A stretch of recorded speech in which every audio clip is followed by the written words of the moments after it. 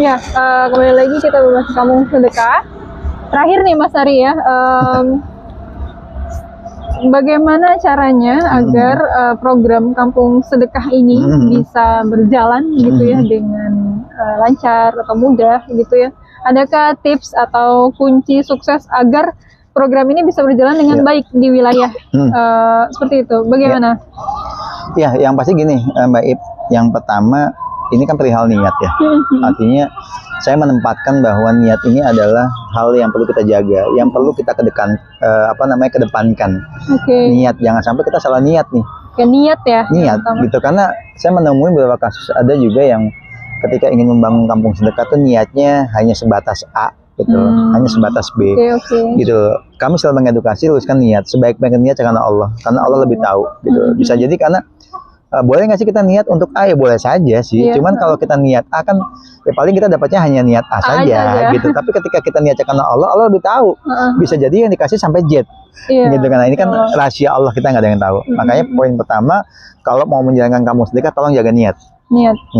Tujuannya gitu. Apa nih mau bangun kampung sedekah? Mau ngapain nih? Mau gabung jadi kampung sedekah, kepengurusannya gitu ya. Karena jangan sampai saya nggak enak sama lurahnya, sama camat gitu kan, dipaksa gitu, jangan sampai. Jadi kalau misalnya ibarat kata dia di tengah perjalanan merasa lelah atau capek ngurusin masyarakat karena omongan-omongan, kalau dia kembalikan ke niatnya, mungkin itu bisa menjadi pegangan dia. Akan dijaga gitu ya. Betul. Nah, yang kemudian yang kedua adalah bagaimana nanti peran RT, RW ya, kemudian pengurus lingkungan lainnya ya, termasuk Sri Kandi Kampung Sedekah ini harus kompak dulu ya. Pengurus di wilayah itu sendiri yang ngurusin kampung sedekah. Iya, harus kompak dulu gitu. Artinya kompak tuh pertama pastinya akan bicara tentang mereka ini harus satu visi dan misi dulu. Jangan sampai tuh mereka dalam satu rumah kampung sedekah tapi mereka tuh nggak dalam satu visi gitu loh. Mereka tuh masih punya keinginan masing-masing gitu. Nanti nggak ketemu tuh. Gitu, makanya mereka harus paham dulu sebenarnya kampung sedekah tuh apa, mau ngapain, lalu visi misinya mau ngapain. Gitu. Makanya saya harapkan buat teman-teman nih, ketika contoh nih mau buat kampung sedekah di wilayah Anda gitu ya, pastikan nih gitu bahwa RT RW-nya harus hadir. Sri Kandi harus hadir, itu ideal banget untuk awal. RT, RW, ya kalau di Jakarta ada LMK, ada FKDM gitu ya. Semua pengurus wilayah lah ya. Semua duduk bareng dengerin gitu loh. Nggak lama kok edukasinya. Mereka harus paham dulu kehadiran kampung sedekah ini mau ngapain nih. Iya, jangan sampai salah pengertian mengenai kampung sedekah itu. Betul. Karena kan yang terjadi gini Mbak Ip, banyak akhirnya beberapa ya RT tuh yang kasak kusik karena dia tuh nggak paham konsep kampung sedekah, berpikir bahwa wah enak banget ya uang disedekahin semua ke RW gitu loh. Jadi seakan-akan tuh mereka tuh nggak akan dapat manfaat gitu loh. Jadi ya karena mereka tuh nggak paham gitu loh. Makanya kalau RT RW petugas ini paham, ketika ada masyarakat yang menanyakan hal itu, mereka bisa jelasin, mereka bisa meredam.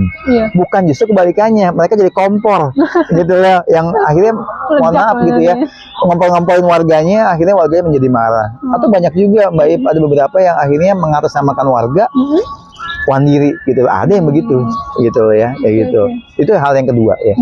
Siap. Nah, untuk hal yang ketiga adalah kuatkan edukasi ke masyarakat gitu. Makanya program kita itu penuh strategi gitu loh. Artinya jangan melihat sembarang, tadi saya sampaikan program sayuran, jangan melihat itunya, tapi lihat strategi di balik itu. Mau ngapain nih? Karena kita punya kepentingan mengedukasi, makanya akhirnya programnya itu membuat program yang sekiranya dibutuhkan oleh masyarakat. Toh gini, sedekah itu kan fleksibel, bisa kemana saja, bisa ke agama apa saja.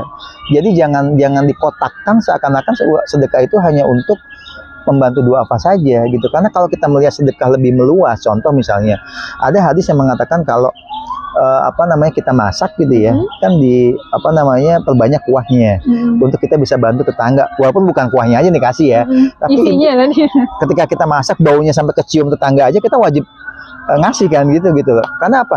Berbuat baik sama tetangga itu bisa dilakukan oleh siapa saja, kapanpun, dalam bentuk apapun. Nah, itulah konsep kampung sedekah gitu. Jadi jangan dikotak-kotakan gitu. Makanya kenapa sih kita ada program pendidikan, ada program ekonomi, ada program sayuran, ada program macam-macam, karena kita ingin mengedukasi. Tujuannya tuh edukasi. Ketika mereka kumpul, itulah kita jadikan edukasi. gitu. Begitu mereka mengambil manfaat, di ujungnya kita cegat selalu dengan kencleng.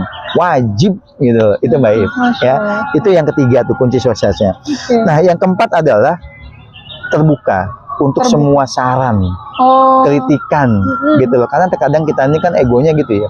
Begitu ada kritikan marah, nggak terima gitu loh. Malah yang mengkritik itu dianggap sesuatu yang memang apa sih namanya tuh netizen ya.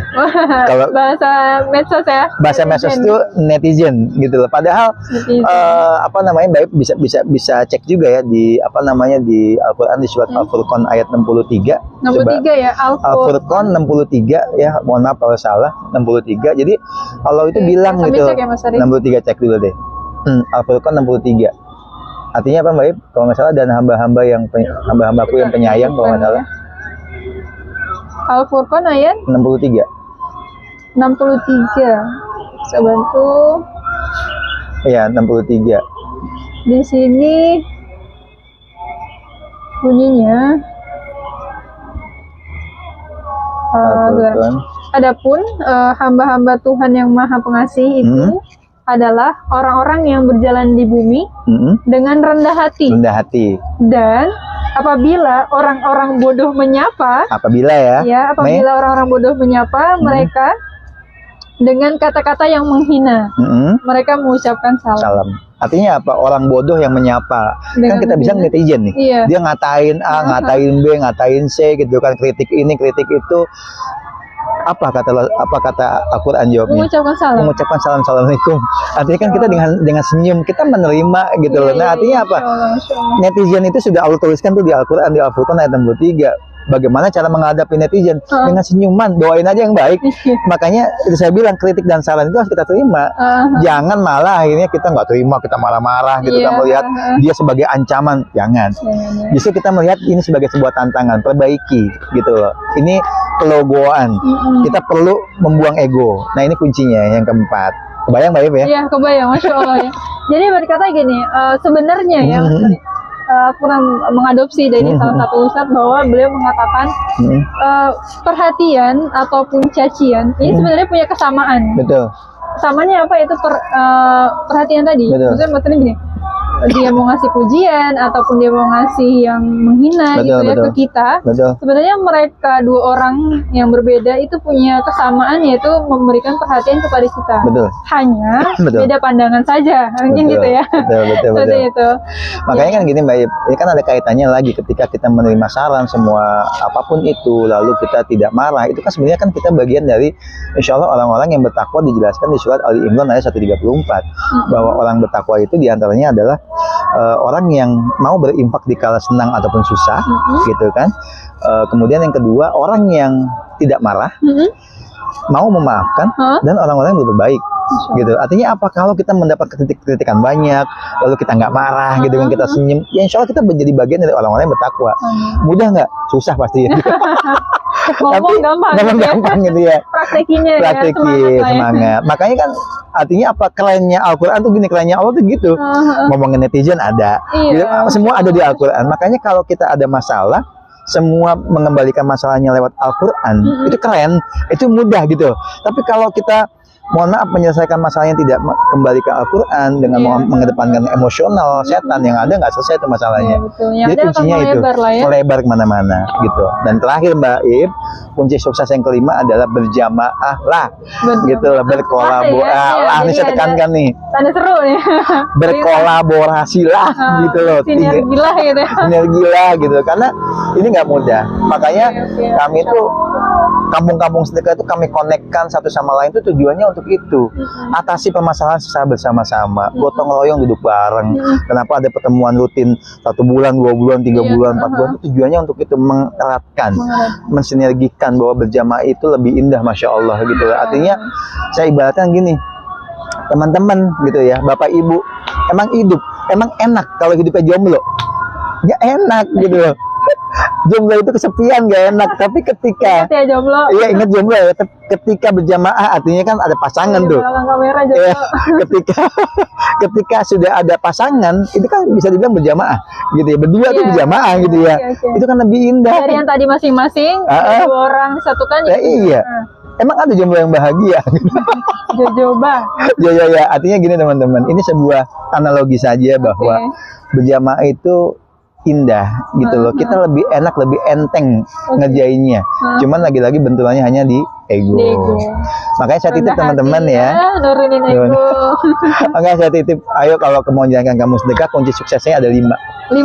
Betul. Lakukan itu saja ya. Yang pertama adalah menjaga niat karena Allah. Niat karena Allah. Kedua, menjaga kekompakan pengurus Sri Kandi, RT, RW dan lain-lainnya. Kompak punya ya. persamaan visi dan misi ya. Jadi kalau ada masalah apapun di para pengurusnya itu dimusyawarahkan. Musyawarah dan terjaga kekompakan. Terjaga dan pasti punya keinginan yang kuat ya untuk membangun ya. Kemudian yang ketiga adalah kuatkan edukasi ke masyarakat ya. Kuatkan. Kemudian yang keempat, terbuka untuk segala bentuk saran. Terbuka dan mau didampingi, mendengarkan masukan, aspirasi masyarakat, mau kami berikan saran arahan, itu kan bagian dari pendampingan. Dan yang kelima adalah berjamaahlah. Berjamaahlah gitu. Ya. Nah, terakhir, Masya Allah. Insya Allah sukses deh kamu sedekahnya. Masya Allah. Gitu. Luar biasa. Itu adalah salah satu kunci sukses dari 5 poin yang sudah disampaikan oleh founder Kampung Sedekah. Semoga bisa diterapkan, bisa diaplikasikan, walaupun memang pastinya tidak mudah, tapi kita tetap ikhtiar agar apa? Agar tujuan tadi keberadaan Kampung Sedekah itu bisa tercapai dan agar amalan kita, apa yang kita perbuat pun itu tidak menjadi sia-sia. Betul ya. Iya, terima kasih kepada sama-sama. Atau ada lagi yang mau disampaikan terakhir? Cukup lah ya. Insya Allah nanti kita ketemu lagi karena kita masih punya part-part lain nih. Punya bagian-bagian lain soal mekanisme. Banyak. Soalnya kita belum ini ya, apa namanya? Kita belum bedah buku panduan nih. Per bab kita akan bedah. Jadi nanti insya Allah kami niatkan channel YouTube ini untuk memudahkan teman-teman untuk bagaimana sih membangun kampung sedekah ya. Artinya nanti teman-teman mau menjadi bagian dari kita atau dimodifikasi dengan versi teman-teman, silakan aja. Kami niatkan ini untuk amal jariah. Itu aja. Terima kasih. Semoga apa yang kita sampaikan ini bisa diambil manfaatnya. Silahkan di-share ke semua orang, mungkin bisa diambil kebaikan atau manfaatnya. Silahkan. Mendiamkan. Terima kasih kepada semuanya, kepada Mas Ali dan tim yang ada di belakang. Terima kasih atas waktunya. Assalamualaikum warahmatullahi wabarakatuh.